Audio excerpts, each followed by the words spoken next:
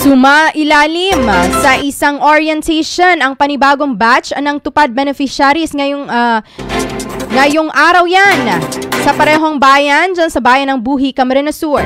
Personal na pumunta ang mga bagong benepisyaryo sa ilalim ng Tupad program o tulong panghanap buhay sa ating disadvantaged o displaced workers sa naturang aktibidad na ginanap sa Buhi Millennium Center.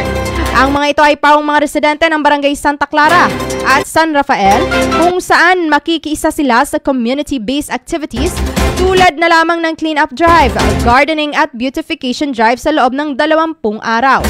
Naroon din sa oryentasyon ng mismong alkalde ng bayan na si Mayor Ray Lacoste na siya namang nagbigay pasasalamat sa Department of Labor and Employment o DOLE sa kanilang patuloy na suporta at pagbibigay ng kaukulang pondo. Nangako rin ang local chief executive na patuloy umanong maghahatid ang kanyang tanggapan ng mga programa at proyekto hindi lamang pagdating sa Tupad program, gayon din sa mga inisyatibong makakapagpabangon sa buhay ng mga marginalized sector ng Buhi. Samantala, bawat benepisyaryo umano ng Tupad program ay makakatanggap ng 7,900 pesos oras na matapos ang kanilang 20-day work period.